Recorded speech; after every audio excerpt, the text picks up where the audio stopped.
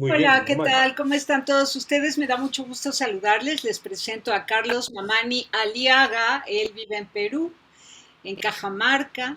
Es sociólogo de la Universidad Nacional de Cajamarca, pero también es un participante activo de la historia de Perú desde Proyecto Patria. Él colabora en varias agrupaciones de campesinos. Tiene también un programa de radio en Radio Campesina y está muy al pendiente no solamente de lo que pasa en Perú, como cerrando la mirada hacia su país, sino que está mirando Perú desde este contexto geopolítico a nivel mundial. Lo haces muy bien, Carlos. Nos tienes impresionados a todos con tus participaciones, con tus colaboraciones, con todo lo que escribes, tus análisis políticos de la realidad. Y bueno, ya hasta vas a traer a un personajazo, ¿no? A tus conversaciones en Proyecto Patria para que se sepa lo que dice un asesor del gobierno de Rusia. Platícanos esto, por favor, de tu invitación a la exposición que nos va a dar a todos los latinoamericanos y quienes quieran agregarse al MIT que organizaste. Cuéntanos, Mm, cuéntanos, esto es una noticia sí, sí, importante. ¿Cómo estás? muchas ¿Cómo gracias. estás, Carlos? Mm, bueno, acá en Lima, de momento no estoy en mi querida Cajamarca, en la sierra, estamos acá en Lima, ¿no? En la capital del Perú, y bueno, desde acá estamos haciendo la transmisión, algo improvisada, espero que salga bien, yo creo que sí. Si me escuchan bien, me ven bien, más que suficiente, y agradecerte una vez más, querida Teresa, por la gentileza de invitarme a tu espacio, como siempre tan interesante, tan reflexivo, tan crítico, que es lo que más falta últimamente en nuestros países en general y en nuestras clases políticas en particular, ¿no? Y bueno, felicitar siempre a tu emprendimiento. Y a tu audiencia, ya más o menos les adelantaste, sí, soy miembro del espacio de reflexión crítica y estratégica Proyecto Patria, nacido en la ciudad de Cajamarca, y hemos venido desarrollando una serie de actividades, empezando por el tema académico, pero no solamente, sino siempre ligado al quehacer político, ¿no? Porque creemos que las buenas ideas no deben ser solamente o estar en la teoría, sino tienen que estar en la práctica también. Es así que venimos desarrollando una serie de actividades desde nuestra ciudad Cajamarca y bueno, ahora estamos en Lima, ¿no? Con unas cuestiones que estamos haciendo acá con ciertos espacios que nos están brindando la cabida, si se quiere, ¿no? Y como bien ya habías adelantado, estamos organizando lo que ya consideramos en Proyecto Patria sería el evento del año en nuestra Cajamarca y el evento académico del año a nivel nacional, yo diría incluso.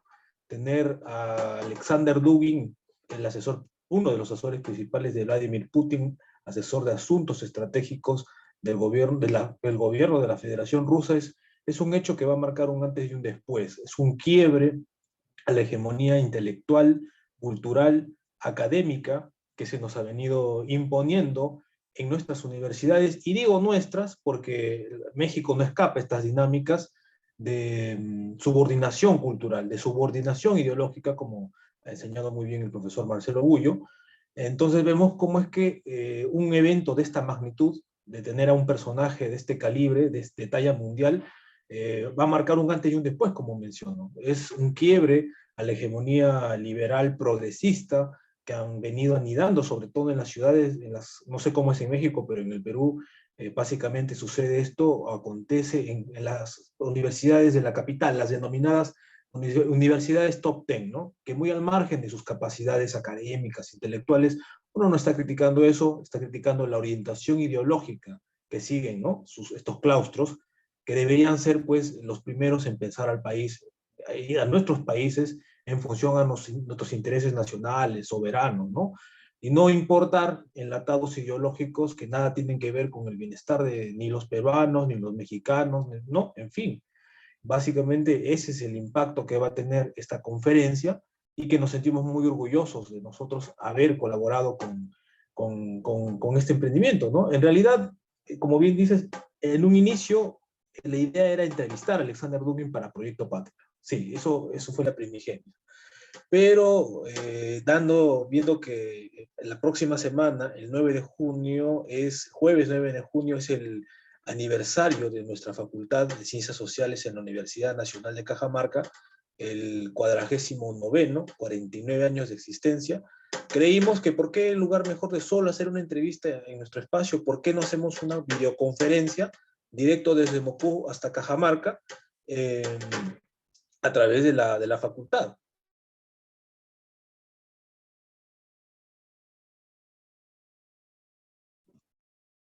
Y ¿Aló? se logró, nos has mandado esto, ya está circulando por todas las redes sociales, este flyer. No sé si lo tienes tú ahí en tu celular para que lo muestres directo.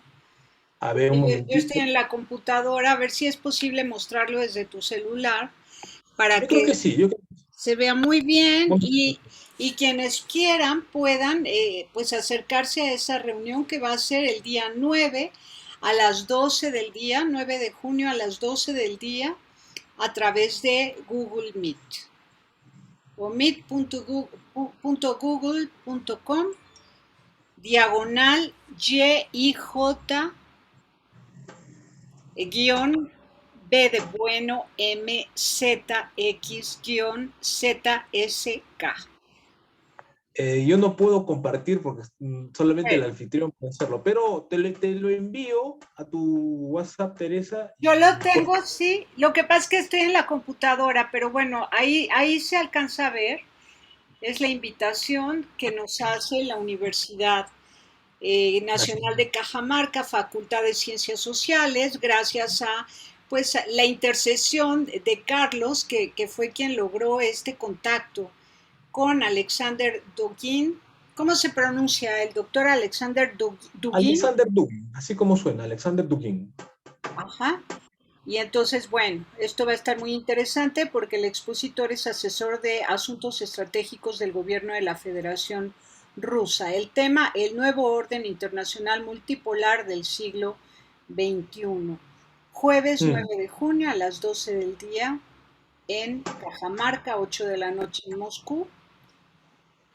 Y bueno, va a estar buenísimo, pero entonces no solamente es la problemática que hay hoy a nivel económico, que es como que todo el mundo está pensando en los problemas económicos que va a ocasionar este conflicto que hay entre Ucrania y Rusia, y luego la intervención de China y algunos otros aliados de los distintos países que se han involucrado, la OTAN en términos de lo económico también, y el gobierno económico mundial y tal. Pero Rusia tiene algo más que decir al respecto de la vida humana, del orden moral del mundo, no solamente el orden económico, y es por eso que te ha llamado muchísimo la atención el pensamiento ruso, digamos. ¿Qué es lo que rescatas de la postura rusa frente a lo que es el ser humano? Bueno, eh, sucede que el pensamiento moderno, como bien diversos pensadores, entre los cuales tenemos al amigo Jonathan Ramos, considera que la modernidad viene a resquebrajar ciertos patrones de pensamiento que eran propios del transcurrir histórico de los pueblos, ¿no? Los pueblos no nacen al azar, los pueblos no vienen al mundo a la nada, los pueblos no son una invención, no son una ideología, los pueblos son una realidad, plasmada en la historia por colectivos humanos, grupos, etcétera, a lo largo del tiempo, que han ido desarrollando sus propias cosmovisiones, sus propias formas de entender el mundo, ¿no? Siempre ligado a la tradición de, obviamente, que ha transcurrido para cada pueblo. Sin embargo, esto viene a resquebrajarse de manera rotunda cuando entramos ya a lo que se denomina la modernidad, donde empieza a prevalecer ciertas formas de pensamiento que rompen el etos cultural de los pueblos y tratan de imponer, de estandarizar a todos los pueblos del mundo a partir de lógicas, vamos a decir, eh, ilustradas, ¿no? Modernas propiamente dicho, ¿no? Max Weber decía muy bien que es el imperio de la razón en todo orden de la existencia humana, ¿no? Y es allí cuando también denominaba, viene el desencanto del mundo, ¿no? Este desencanto del mundo que Nietzsche a su modo llamó la muerte de Dios, va a implicar una serie de errores antropológicos, vamos a decir, muy graves donde incurrido justamente lo que se denomina y lo que se conoce como mundo occidental. Cuando hablamos del mundo occidental, digamos, es, bueno, Estados Unidos, ya, pero Europa y Estados Unidos básicamente, ¿no? Eso es lo que se conoce, se entiende como tal. Algunos están de acuerdo, otros no mucho en la terminología, pero esa es la idea general que tenemos cuando nos dicen Occidente. Entonces, Occidente ha caído en todo esto. No vayamos a pensar, el error que se comete es pensar que lo que vemos acá, porque guste o disguste, nosotros también, el mismo cuestiones de la historia, venimos a ser parte también de ese ecúmene, vamos a decir, occidental. Bueno, no decir ecúmene, no puedo decir porque es un término muy grande para la categoría occidental, pero estamos influenciados, empezando porque hablamos un idioma que viene de allá, ¿no? Y nos estamos entendiendo en ese idioma ahora mismo. Entonces, tenemos en la sangre eso, está enraizado en la sangre, en la cultura, y vamos a decir, ha pasado todo este tiempo, todos estos siglos, que no son muchos de la modernidad en adelante, 3 siglos, digamos, podríamos decir, pero han sido lo suficientemente potentes como para trastocar profundamente, ¿no? Las bases antropológicas del ser humano. Pero, como digo, el error es pensar que lo que se ve acá, ¿no? En Occidente en general y por estas partes en particular, es la norma para todo el mundo. O sea, no es así. No, lo que se llama Occidente no es ni lo más grande, ni geográficamente, ni demográficamente, ni históricamente incluso. O sea, el dominio occidental en el mundo ha sido de más o menos 500 años. ¿Y qué es 500 años frente a los imperios que han existido en el mundo euroasiático, por ejemplo, frente a la India, a la China, a la misma Rusia, que en este siglo XXI retornan con sus respectivas tradiciones culturales milenarias, con sus historias culturales, a imponerlas, o más que dicho, mejor dicho, más que imponerlas, a hacerlas reemerger, resurgir ante la caída de ese occidente que acabo de mencionar, que ya no tiene nada más que darle al mundo. Esa es la verdad, nos duela, no nos duela, nos guste o no nos guste.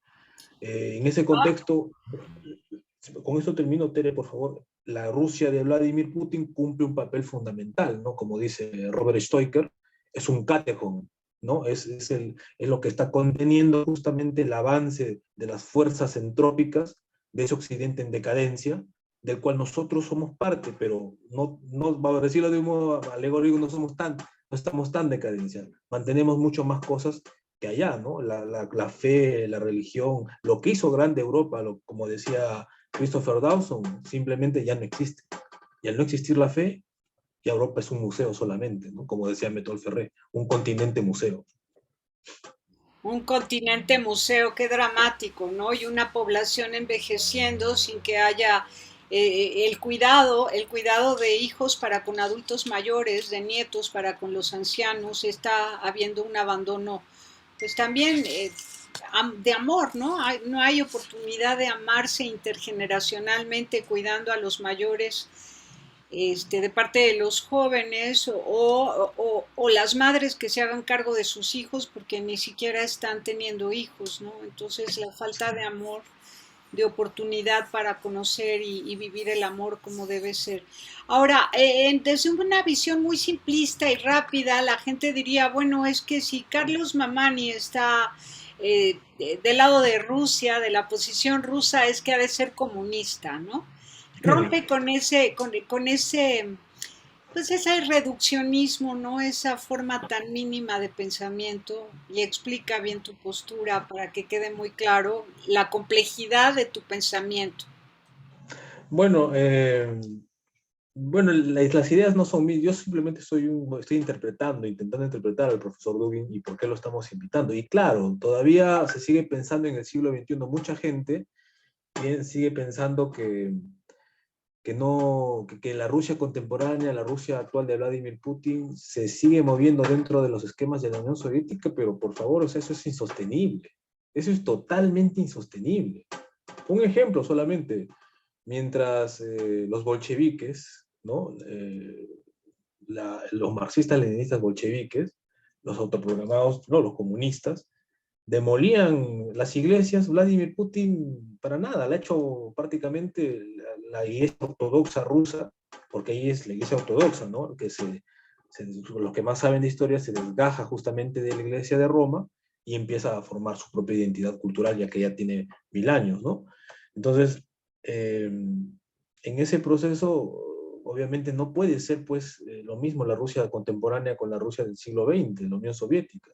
Obvio que no se sienten, eso es la verdad que decirlo también, o sea, cuando uno ve los festejos, por ejemplo, del Día de la Victoria, de la guerra que tuvieron con la Alemania nazi, por ejemplo, actualmente en las calles se ve a gente desfilando con las banderas de la Unión Soviética, sí, efectivamente, pero no porque sean comunistas, sino por el símbolo que representó, ¿no? El esfuerzo heroico del pueblo ruso, ¿no? Bajo las formas políticas de la Unión Soviética, que entregó la vida, la sangre, por salvar a Rusia, y no solo a Rusia, obviamente, ¿no? Como 27 millones aproximadamente les costó. Entonces, eso a veces mucha gente lo ve eso, ¿no? En los desfiles y dice, no, son comunistas. No, es una cuestión simbólica. Es una cuestión simbólica de que, bueno, de algo que los hizo permanecer justamente en la historia del siglo XX y que les hizo permanecer como una potencia durante la era bipolar. O sea, si eso no se entiende, o sea, como bien dijiste, es demasiado simplista plantearlo así, ¿no? Usted puede ver, si algún día van a la Rusia de Vladimir Putin, yo todavía no he ido, pero he visto documentales, tengo amigos que viven allá. Se te apagó el micrófono. El gobierno ruso está haciendo, vamos a decir, prevalecer los símbolos de la era soviética, pero al mismo tiempo con los símbolos de la Rusia milenaria, con la Rusia imperial, la Rusia zarista. Es una, vamos a ver, es un sincretismo bastante curioso, ¿no? No porque sean comunistas, sino porque entienden que fue una parte de su historia y no vamos a vivir, vamos, avergonzados o enojados con esa parte de la historia, ¿no? Porque si negamos el pasado, no podemos entender el presente y menos proyectarnos al futuro. Guste o no guste, simplemente es parte de su identidad y lo están sabiendo valorar, ¿no? Como producto de unas políticas que están reforzando justamente la identidad nacional, y la identidad nacional rusa contemporánea no puede ser pues solamente un episodio, ¿no? Ni del zarismo. Se te apagó otra De vez. esa manera, ¿no? Integral. Y por eso mucha gente se confunde. Entonces, yo digo eso, ¿no? Veamos las políticas que tiene Vladimir Putin respecto a la Iglesia Ortodoxa, ¿no? Mientras en Occidente se lucha por un Estado laico, sociedades laicas, etcétera, etcétera, en Rusia se fortalece, ¿no? La Iglesia, porque entiende Vladimir Putin, a pesar de haber vivido en la Unión Soviética, siendo autoridad dentro de la Unión Soviética, perdón, claro, un funcionario dentro de la Unión Soviética, que ningún pueblo puede ser grande si no asume una fe fundante, ¿no? Y la fe fundante milenaria del pueblo ruso es la fe ortodoxa. Y eso es lo que está haciendo Putin. Muy bien. Ahora, a nivel mundial, al inicio de esta guerra entre Ucrania y Rusia, como que la mayoría estaba del lado de Ucrania y compadeciéndose pues del dolor que estaba viviendo Ucrania, pero lo veían como, por supuesto, todos nos duele cuando hay una guerra y civiles mueren, incluso los mismos soldados. Los soldados también son seres humanos, ¿no? Entonces nos duele en ese sentido, pero luego ya haciendo un análisis político de la realidad en Europa y en el mundo entero y viendo esta situación, se ha entendido más la postura de Rusia, se ha entendido mejor, se ha entendido más claramente. ¿Nos la puedes explicar, por favor, la postura de Rusia? Por qué diríamos es que Rusia está haciendo lo que debe o lo que puede o lo que corresponde ante la amenaza de que Estados Unidos se vaya adueñando de Europa? Digo, yo me atrevo a decirlo de esta manera, pero tú corrígeme o profundiza, amplíalo, por favor. Sí, Teresa, cómo no, es pertinente la pregunta. En realidad, muy sencillamente se podría decir que a Putin lo arrinconaron, no le dieron otra salida. Esa es la verdad, que no se dice en la prensa, ¿no? O sea, ¿qué pasa? O sea, lo de fondo acá es una cuestión estratégica geopolítica, ¿no? Entre otras cosas, pero lo que se ve en los medios, se ve, o se ha vuelto, la palabra geopolítica ha retornado con una fuerza terrible, ¿no? Se pensaba que ya no se iba a hablar nunca más de estos términos, de esas disciplinas, y vemos que ahora hasta en los reality shows ya están hablando del término. Nadie sabe lo que es, pero lo hablan, ¿no? Entonces eminentemente es un conflicto de geopolítica total. Sucede que todos sabemos, ¿no? La OTAN, la Organización del Tratado Atlántico Norte, se crea a instancias de Estados Unidos, sobre todo, durante lo que se denominó la Guerra Fría, ¿no? La era bipolar, ¿no? Segunda Guerra Mundial, hay como dicen ustedes, un desmadre total, una conflagración terrible en el mundo, la más grande hasta ese momento de la historia de la humanidad, y quedan dos potencias vencedoras, ¿no? Queda Estados Unidos y queda la Unión Soviética, y ya, que no existe, ¿no? Llegó hasta 1990, 91, fines del siglo XX, implosiona la Unión de Repúblicas Socialistas Soviéticas, lo que se denomina la ex-URSS, que integraba obviamente Rusia y lo que han denominado, ¿sí?, sus satélites, pues, ¿no? Todos los países de Europa del Este, de Europa Central, que hicieron de ese país uno de los más grandes de la historia de la humanidad, ¿no? Eh, Llega al fin del siglo XX, como menciono, y cae la Unión Soviética. Entonces, se supone que la OTAN, que se crea para conjurar la amenaza comunista, la amenaza roja que venía del Asia, del Este, ¿no?, hacia Europa, entonces se crea para hacer a la justificación de la OTAN. Pero como bien analiza y bien lo dice un destacado estratega sudamericano, el doctor Huchen Reuter, nunca se ha visto antes en la historia de la humanidad que se cree un pacto militar de semejante envergadura para evitar o conjurar una amenaza que era el comunismo en ese momento, pero al mismo tiempo que sigue existiendo. Lo natural sería que una vez que se apaga la amenaza, debería haberse disuelto también este pacto militar, que, ojo, es el más grande del mundo. No se disolvió, por el contrario, siguió avanzando hacia el este de Europa, ¿no?, absorbiendo en su órbita a todos los ex países comunistas, ¿no?, Hungría, Polonia, a la Alemania del Este, ¿no?, cuando era la ex-RD, etcétera, ¿no? Empieza a asumir a todos sus, perdón, la Alemania Federal. Todos los países de Europa del Este pasan a hacer su órbita, a tal punto que prácticamente toda Europa es territorio de la OTAN. O sea, ahí no existe soberanía de ningún tipo en Europa, técnicamente es un territorio ocupado. Termina la Segunda Guerra Mundial o a fines, ¿no? Los gringos se van a pacificar, a desnazificar, pero se quedaron allí hasta la actualidad, ¿no? Su cuartel más grande de operaciones es Ramstein, que está en Alemania, y esa es su base de operaciones, pero ahí no, la OTAN no es de Europa, es de los gringos, hay que ser claros con esto. O sea, los más grandes jerarcas militares de la OTAN no son europeos, son norteamericanos, son estadounidenses. Esa es la verdad. Entonces, en ningún momento la OTAN paró su marcha al este, como le llaman los rusos, ¿no? Ellos mismos, la marcha al este de Europa. Entonces, faltarían al siglo XXI solamente incorporar al 2022 a Ucrania, Bielorrusia y Georgia. Básicamente, que son países que comparten, sobre todo Ucrania y Bielorrusia, una matriz geohistórica, geocultural con Rusia, ¿no? Son pueblos que realmente no tendrían por qué estar enfrentados y genéticamente prácticamente son lo mismo. O sea, ¿qué diferencia hay entre un ruso y un ucraniano? O sea, ¿no? Incluso el ucraniano sale a partir, por lo que yo entiendo, del ruso, ¿no? Se podría entenderlo como un dialecto del ruso, no existía anteriormente. Y se inician en lo que es la Rus de Kiev hace 1000 años aproximadamente, ¿no? En esas partes de Europa del Este. En lo que es la actual Kiev, estaba allí, claro, ucranianos, rusos y bielorrusos convivieron por mucho tiempo en paz. Pero bueno, Rusia se va ya más para el Asia y es otra historia, ¿no? Al siglo XX y XXI solamente faltarían absorber a sus países dentro de la órbita de la OTAN, que no lo va a permitir Rusia porque necesita países que sean como colchones, ¿no?, entre las fuerzas de la OTAN y Rusia, que no haya un contacto directo para evitar conflagraciones mayores. Pero no piensan así los norteamericanos. O sea, los norteamericanos están pasando por un muy mal momento. O sea, no estamos hace 20, 30 años que eran sus épocas de prácticamente predominio mundial, donde se encontraban, como lo que se denominaba Samuel Huntington, una potencia solitaria, donde nadie le podía decir nada a su voluntad y hacía lo que quería en el mundo. Bueno, esos tiempos se acabaron. Y no lo digo porque lo han dicho los chinos o los rusos, no.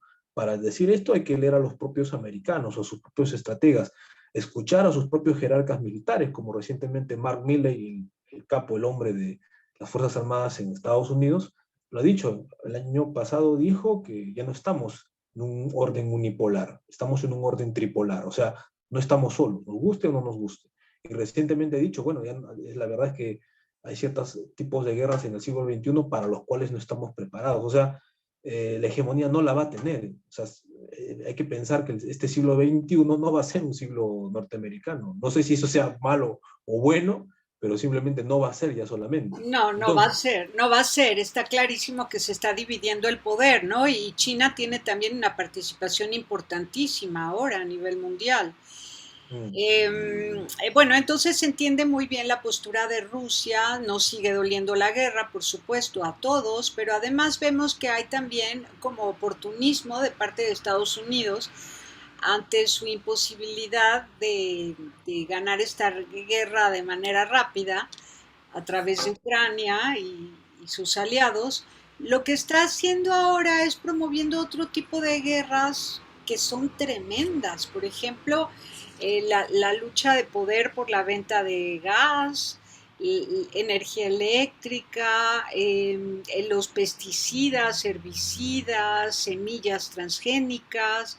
O sea, está buscando de qué otra manera adueñarse del mundo mientras estas cosas suceden y se van haciendo cada vez más locales, Rusia y Ucrania.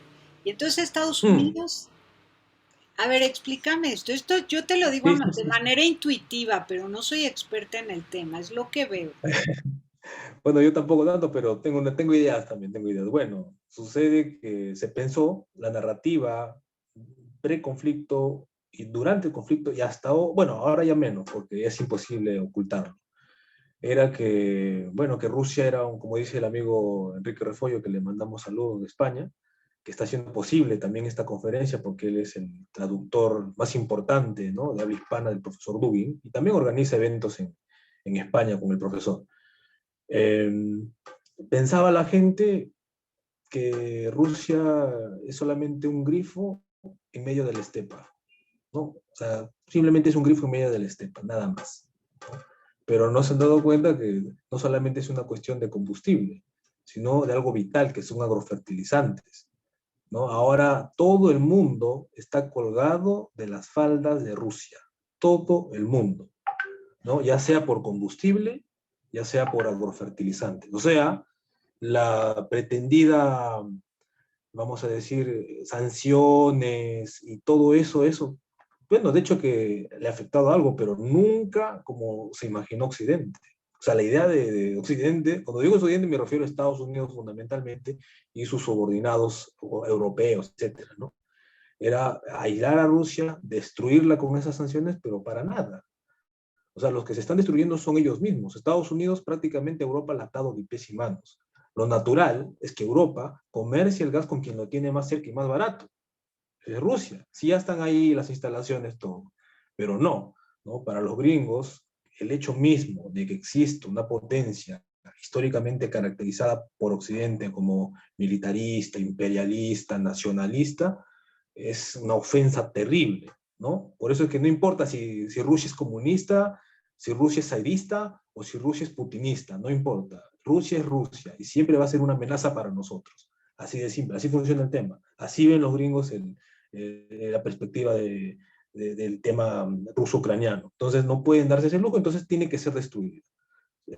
Sobre todo acá la gran amenaza es el partido, bueno, generalmente Estados Unidos, pero el Partido Demócrata especialmente siempre ha sido el más irrealista, en la medida de que siempre pretende hacer prevalecer los ideales, los valores de la democracia liberal en el mundo, y a quien se oponga simplemente tiene que ser destruido, ¿no? Es así que, una vez más, estamos viendo, no nos olvidemos que las bombas atómicas no las lanza el Partido Republicano, las lanza el Partido Demócrata.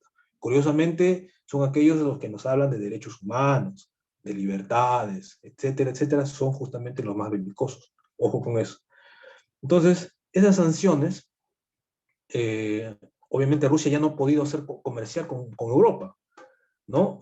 Ha habido un montón de restricciones. Hasta recién está cortando, empezando a cortar el gas. Todo este tiempo, bueno, ha habido problemas, todo, pero no había cortado el gas. Ahora yo no sé qué van a hacer los europeos. Dicen los gringos que les van a mandar gas, pero eso es insostenible. Por un tiempo puede ser ya 4 veces, 5 veces y más caro, ¿no? Entonces ahora los europeos están pagando luz al 300% más, ¿no? España es una catástrofe terrible. Incluso estaba hablando hoy día con un amigo de Alemania, peruano que vive en Alemania 10 años, y me dice, bueno, que esta gente está fuera de sí, ¿no? O sea, por seguirle a los gringos la corriente, ahora están como están, ¿no? Y a eso súmale no solamente el tema combustibles, sino el tema de los agrofertilizantes, que ya se está empezando a hablar incluso acá en el Perú. Como tú bien dices, algo que está a 15.000 kilómetros, no sé cuánto está al otro lado del mundo, Ucrania, cómo puede afectarnos acá, en el Perú, en México, en Brasil, en Chile, en Argentina.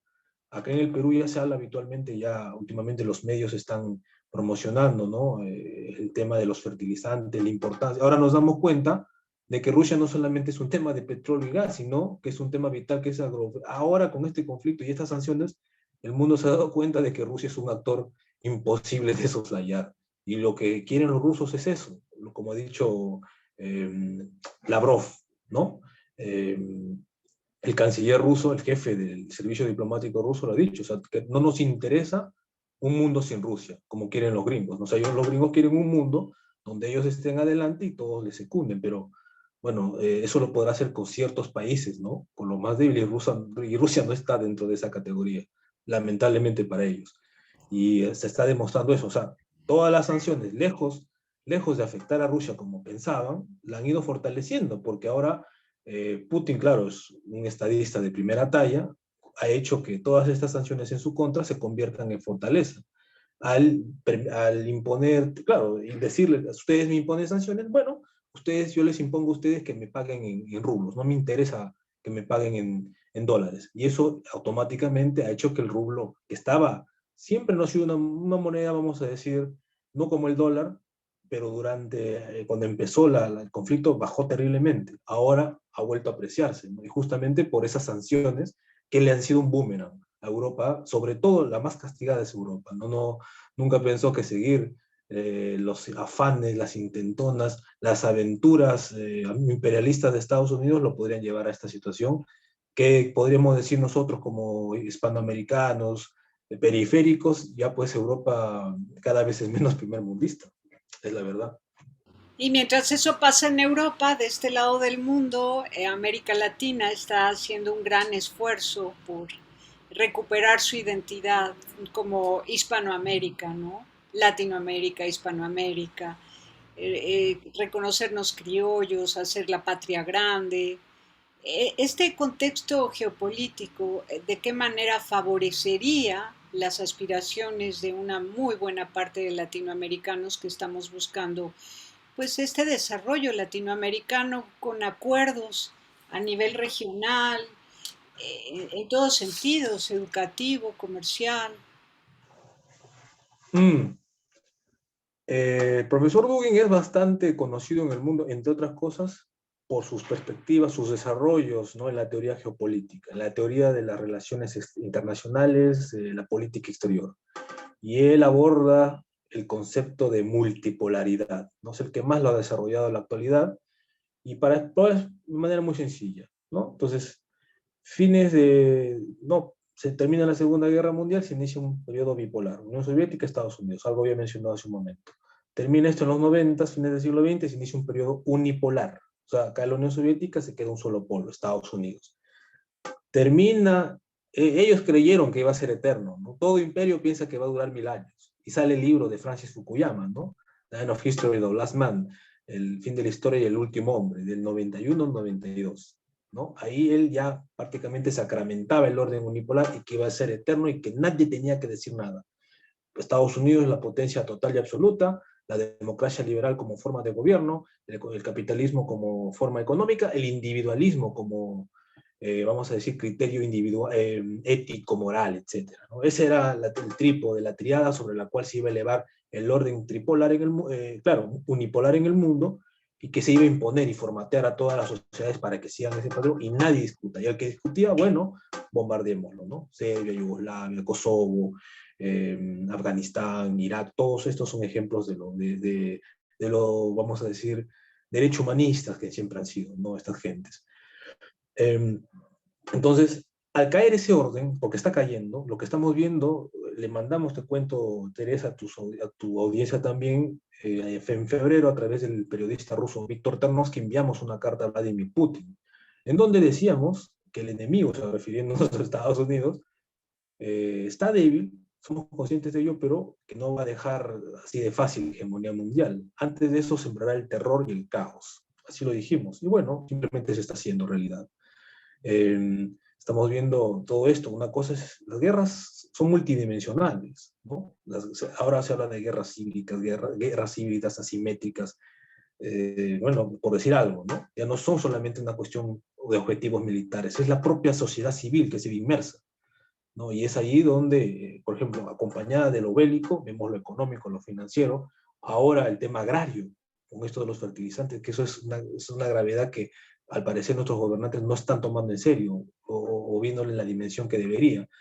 Entonces, en ese contexto, donde vemos cómo se está cayendo el orden unipolar, que es insostenible, y esto no lo dicen solo el profesor Buggy, sino los propios norteamericanos como grandes estrategas, realistas, Marsheimer, por ejemplo, George Kennan, bueno, este discípulo de George Kennan, incluso el mismo Kissinger, actualmente lo ha dicho, no lo dijo de esa forma, pero dijo, bueno, ¿saben qué? A los ucranianos en el último foro a Davos les dijo, y Zelensky se enojó muchísimo, todos se enojaron muchísimo, pero fue el más realista a sus 99 años. ¿Saben qué? Denle en territorio a Rusia y déjense de molestar, porque entiendan, ya fue. O sea, como que entiende él que ya pues ya no puede ser un mundo unipolar. Entonces, al caer en un mundo unipolar, o al estar en declive, viene a protagonizar la escena geopolítica internacional del siglo XX un nuevo orden, el orden multipolar, de múltiples potencias. Cuando hablamos de orden, en política exterior, en geopolítica, no estamos refiriéndonos a un orden, vamos a decir, perfecto, no, sino a periodos de más o menos cierta estabilidad. Pero ojo, el orden multipolar, si bien es cierto, implica el resurgimiento de viejas culturas, de viejos espacios culturales, también implica, en la medida de que no se pongan de acuerdo de cómo va a llevarse el mundo adelante, simplemente más inestabilidad. Y esto lo estamos viendo. Esto va a durar hasta que los que tengan la política internacional, la geopolítica, la hacen los países poderosos, ¿no? Que los grandes se sienten a conversar. Lamentablemente, de momento, estamos muy lejos de eso. Se viene una multipolaridad y para nosotros, ¿qué representa? ¿Qué oportunidades? Toda crisis representa una oportunidad, estoy de acuerdo, pero solamente no va a ser para todos, va a ser para aquellos países que asuman su rol en la historia. Para nuestro caso, para el pueblo hispanoamericano, es asumir nuestra historia, recobrar nuestras tradiciones y mirar al futuro, ¿no? Como eso que alguna vez nos enseñó el profesor Jonathan Ramos, el concepto de retroprogresión de Salvador Paniker, ir al futuro pero llevando algo del pasado, ¿no? La tradición, no podemos ir al futuro a la nada. Entonces, solamente los países que tengan claro esto, su proyecto nacional, tendrán un espacio en ese orden multipolar. Y los que no, simplemente serán llevados por la historia. Ya, bueno, Perú está un poquito más lejos de Estados Unidos, pero México está a la orilla de Estados Unidos, la tenemos súper difícil. Pero bueno, hablando de Perú, este es un país precioso y tiene una gran riqueza eh, agrícola, tiene muchas tierras para sembrar, ¿no? A mí me preocupa que los transgénicos lleguen, invadan, así como han llegado las minerías. ¿Cómo van a defender el campo a fin de salvaguardar de la soberanía alimentaria, que es lo más importante? Creo que se les va muchísimo tiempo en discusiones políticas a nivel partidos políticos y luego me preocupa que esos sean distractores, la lucha de poder entre políticos sea un distractor de lo realmente importante que es el cuidado y la defensa del territorio, porque entre las mineras y los agroquímicos y pesticidas y herbicidas y semillas transgénicas patentadas estériles, se ve en peligro y es una tierra muy bella, Perú. Sí, sí, en efecto, quien te habla tiene, gracias a Dios, la oportunidad de conocer, ¿no? El Perú tiene tres regiones bien diferenciadas, costa, sierra y selva, ¿no? Entonces, conozco el país, las tres regiones, y la verdad es que hay mucho, mucho por conservar todavía y que podríamos sacar adelante, ¿no? Mira, todo va a partir siempre de la clase de gobernantes que se tenga, ¿no? Lamentablemente no existe, ¿no? Las ideas pueden ser muy buenas, pero si no hay alguien que tenga esa perspectiva en el poder, en el manejo, ¿no? De lo público, el manejo del Estado, lamentablemente todo eso que acabas de mencionar simplemente estará allí, será simplemente un pasivo y nunca será un activo. ¿no? El Perú tiene muchas cosas, siempre se me ha dicho que somos un país rico, y sí, claro, somos ricos en recursos, pero lamentablemente no, nadie le da una perspectiva estratégica a la operativización de esos recursos, y bueno, tienen las mineras, hacen lo que quieren. Cajamarca es una región minera y conocida en el Perú y en el mundo por haber desatado una serie de conflictos socioambientales, ¿no? En defensa de nuestros colchones de agua, los acuíferos, por ejemplo, ¿no? Entonces, considero que el Estado debería de ser, dejar de ser lo que es actualmente, ¿no? Un Estado miniaturizado por las políticas neoliberales y asumir una perspectiva más, que retornen los estadistas, mejor dicho, ya, para hacerlo más sencillo. Que retornen no tenemos estadistas, lamentablemente. Estadista es Putin, estadista es Xi Jinping, estadista era Trump, ¿no? O sea, guste o disguste. Pero no existe ya ese nivel vamos a decir, de personalidad. Europa ni hablar, o sea, miremos Europa, ese es el otro gran problema. Pienso que todo empieza acá, querida Teresa, ¿no? Entonces, nuestras universidades, yo no tengo ningún problema en que los profesores vayan a estudiar a Berkeley, a Harvard, a Oxford, a Yale, a Sorbonne, Louvain, Frankfurt, la London School of... qué sé yo, está bien, los felicitamos por eso, siempre lo hemos dicho. Lo que está mal es pensar que regresan a nuestros países, se sientan en sus torres de marfil, en sus universidades top 10, y piensan que los problemas del México, de Perú, son los problemas de Europa. No tenemos nada que ver con eso, o sea, nos falta un poco más de realidad. ¿Qué hacemos teniendo la mayor cantidad? Por ejemplo, el Perú tiene la papa, México le dicen papa también, creo, ¿no? Obvio. A la patata, ¿te refieres a la patata? Papa. La papa. La papa, por ejemplo, el Perú es, ya que mencionas, es un potencial increíble. O sea, la patata, la papa, como decimos en el Perú tiene el germoplasma más grande de papa del mundo. Es que acá el hombre andino, en estas partes del mundo, los incas obviamente y pre-incas desarrollan justamente técnicas de domesticación de la papa, porque ojo, la papa no toda la vida fue comestible, en un momento era venenosa. Entonces, por ensayo y error, ¿no? Ahí está la grandeza de nuestros antepasados, lograron convertir algo que era venenoso en algo comestible y que salvó al mundo, a Europa, de varias hambrunas, ¿no? Entonces, por ejemplo, vienen alemanes, vienen japoneses, investigan, etcétera, etcétera, patentan. ¿Por qué pasa eso? ¿Por qué pasa eso? Porque no tenemos un Estado que asuma las verdaderas, los intereses del pueblo peruano, de la nación. Entonces necesitamos justamente volver a pensar como pensaron los grandes hombres que hicieron grandes a nuestros países en su momento o que quisieron hacerlo. Básicamente eso, querida Teresa. Claro, se nos va el tema de la protección, ¿no? Como que no hemos sabido proteger los intereses nacionales en cada país de América Latina. En Proteger todos, en todos, en desde todos. todos los ámbitos legales, empresariales, territoriales y bueno, morales. Vamos a hablar del progresismo ahora. Yo te pido que nos digas cómo ves el avance del progresismo en la mente y el corazón de los jóvenes latinoamericanos. Mm, Y cómo contrarrestar esa influencia pésima? ¿De dónde llegó a América Latina toda esa influencia tan espantosa? Porque no nació del corazón latinoamericano. No lo no, no, no, veo. no, No no, lo no, no. veo, no lo veo. Mira, Nosotros, ¿cuál es el corazón latinoamericano? Ese que ama a la familia, que venera a los ancianos, que arrulla a los bebés, que se alegra con la panza gigantesca de una mujer embarazada y que hace fiesta al ver a una mujer esperando un hijo. O sea, es ese romanticismo del hombre llevando mariachis al balcón de la mujer a la que ama. O sea, ese es el latinoamericano. De dónde viene el progresismo? ¿Quién lo metió a América Latina? Voy a cerrar la puerta porque hace ruido y regreso, pero tú habla, por favor, y contesta esta dime. pregunta que te escucho. Bueno, el progresismo es el capitalismo del siglo XXI, no nos confundamos. Yo no entiendo cómo los progresistas dicen que están contra el capitalismo si son hijos del capitalismo, o sea, del capitalismo en su último desarrollo, o sea, en su faceta 2.0, ¿no? ese es el progresismo, o sea, todo el capitalismo primigenio era más económico, y ahora no solo es económico, ahora es cultural.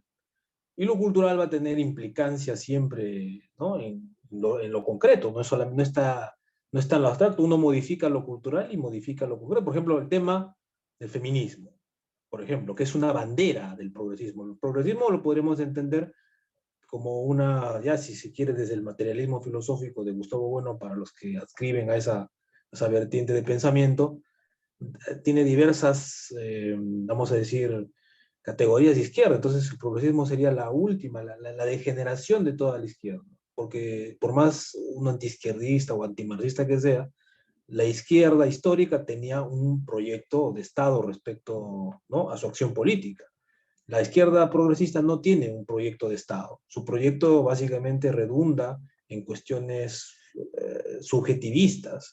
Es el individualismo el que es el del motor de la izquierda, o sea, es el liberalismo de izquierda, como han dicho otros por allí. Yo lo veo así, ¿no? Que les han hecho creer que son revolucionarios, que van a cambiar el mundo, etcétera. Bueno, les han hecho creer solamente, pero en realidad ellos están cumpliendo con todas las agendas globales, con la agenda del foro de Davos, con la agenda del Club Bilderberg, por ejemplo, ¿no? O sea, todo el paquete, ¿no? Feminismo, pseudoecologismo, animalismo, etcétera, etcétera, etcétera, llegando incluso hasta el transhumanismo.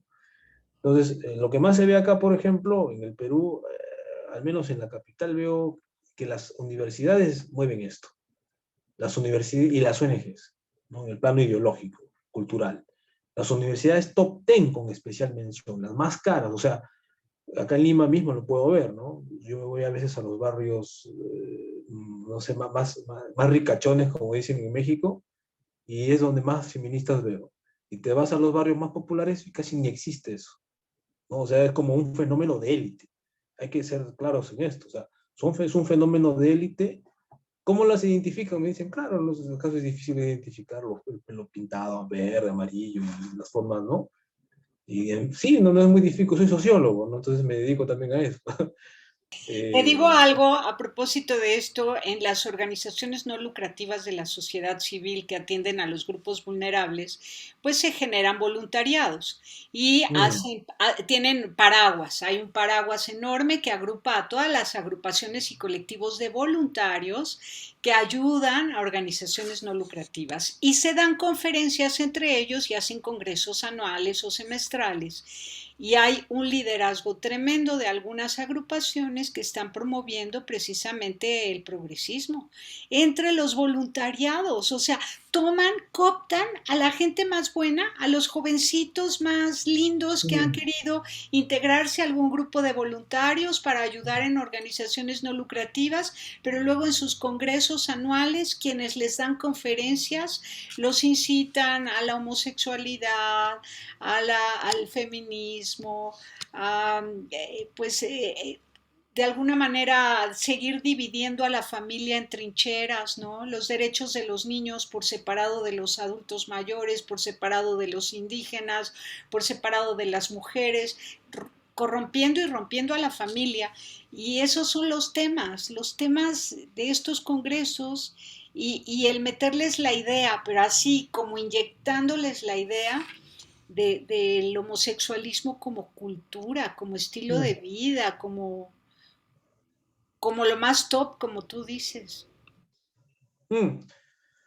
Sí, sí, tal cual. Yo te digo esto, lo que tú has dicho, yo te lo puedo decir, pero no desde la teoría, o porque me han contado, porque yo he visto, yo he estado ahí justamente en esas ONGs de voluntarios. O sea, es una barbaridad, pues, o sea, pensar que nuestros países van a salir adelante con ONGs, por favor. Yo les pregunté yo trabajaba ahí en Cajamarca, hay una ONG bien conocida que trabaja con claro, niños trabajadores, ¿no? O sea, ¿qué es eso? Los niños no deben estar trabajando. Lamentablemente vivimos en un país donde suceden esas cosas, pero en realidad deberían estar jugando o estudiando, no trabajando.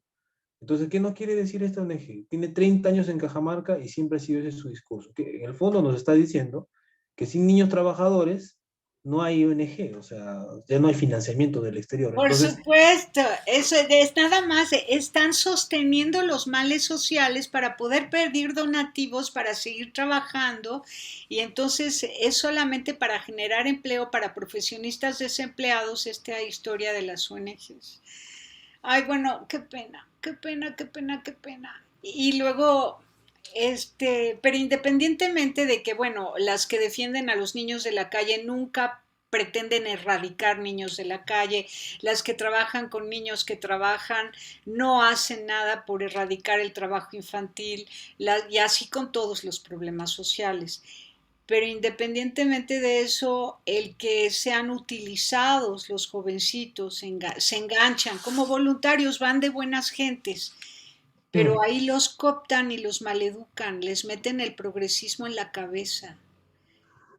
sí, sí, sí, no, yo cuando estuve acá en el mundo de las ONGs, justamente nos captaron cuando éramos jovencitos a mí y al fundador del Proyecto Patria, César Erasmo, que le enviamos saludos, ahora es secretario de Proyecto Patria, y nos metíamos ahí, como nos veían proactivos, te llaman, tienen buen ojo, ¿no? Te informan, te llevan de viaje, te invitan a comer, etcétera, y te hacen, me acuerdo que nunca voy a olvidar cuando no estábamos ¿no? en esas andanzas y vino una gente de acá, de Lima, de la capital, de una ONG dedicada al tema de cuestiones, expresiones culturales, artísticas, ¿no? Y vino un tipo a hablarnos de pornoterrorismo.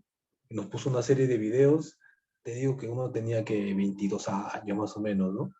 Una serie de videos donde se veía un tipo o sea, supuestamente activismo social, ¿no? Que se iba a un restaurante y en bata, ¿no? Y con botas y con pasamontañas y hace que se desvestía en pleno restaurante. O si no, otro tipo una chica, ¿no? Que protestaba en una marcha feminista contra el patriarcado opresor, prácticamente como totalmente drogada, ¿no? Y como un exorcismo y cosas de ese tipo. O sea, esto está planificado, eso que se ve en las calles, cuando se ve, ¿no? Lo que se ve en Argentina, en Chile también, sobre todo acá en Sudamérica, es así. México yo sé que es más fuerte que en el Perú, pero acá en Sudamérica yo diría que Argentina, Chile, y por allí de repente podríamos agregarle Colombia, pero creo que Argentina es el más potente, ¿no? Oye, Y todo, y otra cosa, comulgan todos estos grupos de voluntariados, comulgan con la Agenda 2030. todos. Pero No, claro, sí. qué hay en esa agenda que podamos rescatar? Porque debe ser un engaño, no puede haber tanta gente creyendo en esa agenda como la panacea. Algo de bueno ha de tener, pero ¿dónde está lo malo escondido entre líneas? Mm, o sea, yo lo veo a la Agenda 2030 como un plaguicida humano, ¿no? Como un plan de acción de cierto tipo de gente, la élite mundial, que es una realidad, o sea, las élites siempre han existido y es una ley sociológica, ¿no? A mayor concentración de poder económico, mayor concentración de poder político. Entonces, ¿quién acapara ahora? Casi el 1% de la población mundial acapara más del 50% de la riqueza global. Entonces, esta gente, lógicamente, se organiza en función a sus intereses, ¿no? Se organiza en función a sus intereses y, bueno, y nos hace una agenda para el resto del mundo. Como hacer una guerra se ve feo, ¿no? Somos derechos humanistas, somos liberales, etcétera. Entonces, hacemos otro tipo de guerras, pues, ¿no? Entonces, en la Agenda 2030, el ecologismo catastrofista es el pan de cada día, es la matriz, o sea, de todas las bioideologías, como he dicho, Dalmacio Negro, el ecologismo es la matriz más contundente, es como el paraguas que cura todas las demás, al feminismo, animalismo, LGTB, todo eso, ¿no? Y todas las agendas de la Agenda 2030 son bioideologías y todas por activa o por pasiva redundan en el control demográfico de la población. O sea, esta gente, su peor terror es imaginar un mundo que desborde sus capacidades de control, ¿no? Por eso es que las políticas de control demográfico, etcétera, etcétera, ¿no? Y ahí vemos países que se insubordinan frente a esto, por ejemplo. O sea, China, por ejemplo, a algunos les caiga bien, a otros les caiga mal, o sea, eso lo tienen claro. Somos el país demográficamente más grande del mundo, con la mayor población del mundo, ya, pero no necesariamente, ¿no? Si somos la más grande, pero estamos envejeciendo. Bueno, se ha prohibido el aborto, porque ahí se practicó incluso el aborto forzado, nunca olvidemos. Se ha prohibido el aborto y están promoviendo las virtudes de la familia tradicional. En la Rusia de Vladimir Putin, si bien existe el aborto, que él no lo puso, eso ya fueron ya travesuras de la Unión Soviética, de Lenin, en fin, suspendidos por Stalin ya, pero tampoco lo promociona.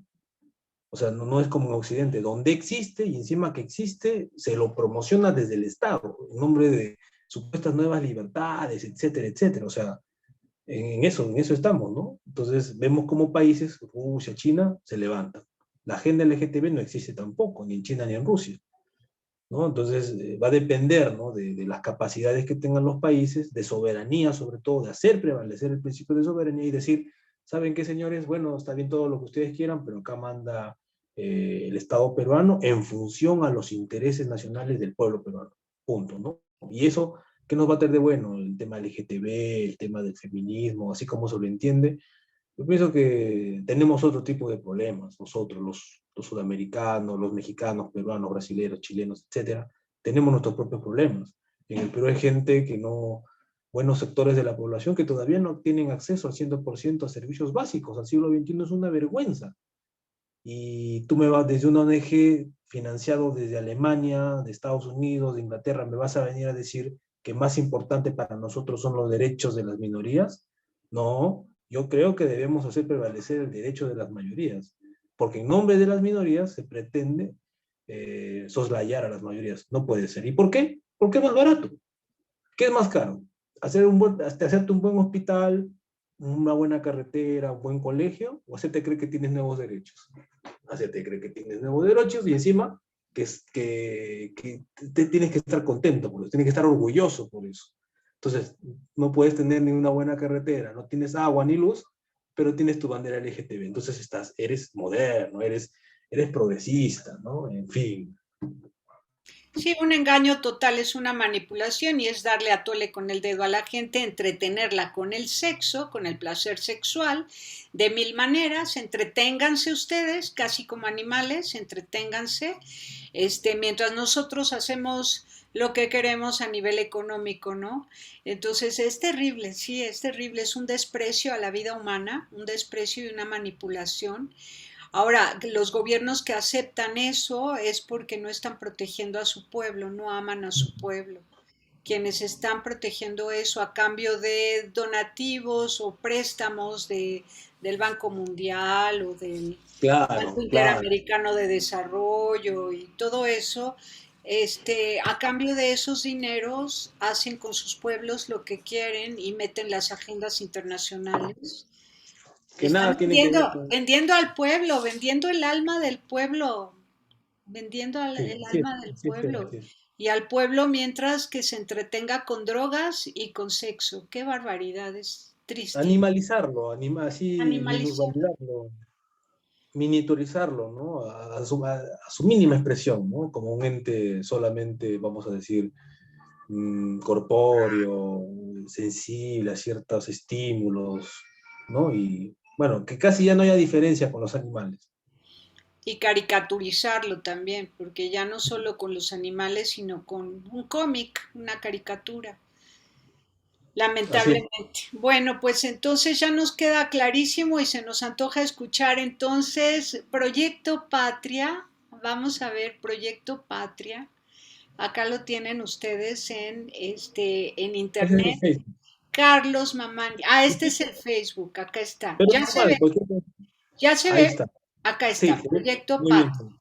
Miren, Proyecto Patria en internet tenemos montones de diálogos interesantísimos, apasionantes, de gente muy estudiosa, muy preparada para hacer el análisis político de lo que sucede en Perú, pero también en América Latina y en el mundo entero. Ujú. Especialmente el conflicto ruso en este momento está a la vista. Ustedes pueden enterarse de todo. y dialogar con Carlos cada vez que quieran, hablar con un hombre inteligente que sabe lo que está pasando en el mundo. Yo invito a todos los académicos, a los que hacen congresos, a los que se organizan para prevenir a la humanidad de los males actuales, que inviten a Carlos, lo inviten a dar conferencias, porque Carlos Mamani Aliaga es un personaje en Perú y queremos que también lo sea en América Latina. Muchísimas gracias, Carlos. ¿Hay algún correo electrónico al que se puedan comunicar contigo? Eh, sí, el mío personal no hay ningún problema. Es CF minúscula, cfmamania, arroba,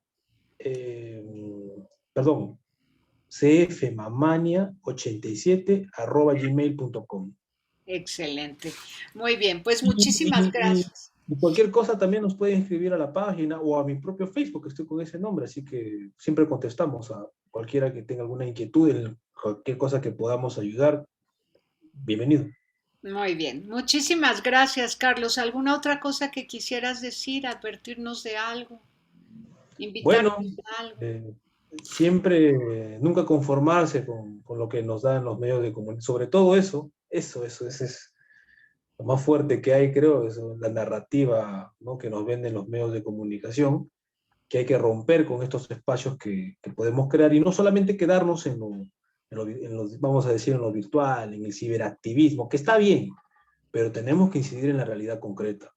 Y eso lo vamos a hacer en la medida que nos involucremos con nuestros pueblos, con el barrio, con el mercado, con la esquina, en los colegios, etcétera, ¿no? Y es así que podremos hacer patria, ¿no? Tendremos un proyecto patria no solamente peruana, sino iberoamericana, desde México hasta Chile, pasando por Brasil.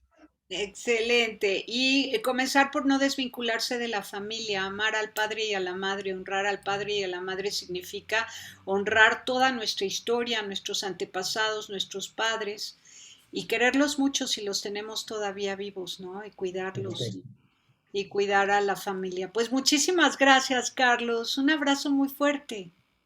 Muy bien, Teresa. Que Dios Muchas te gracias a bendiga. tu audiencia, también muchas gracias por su tiempo. Saludos, un fuerte Gracias a abrazo. ti. Gracias a ti. Bendiciones también. Gracias.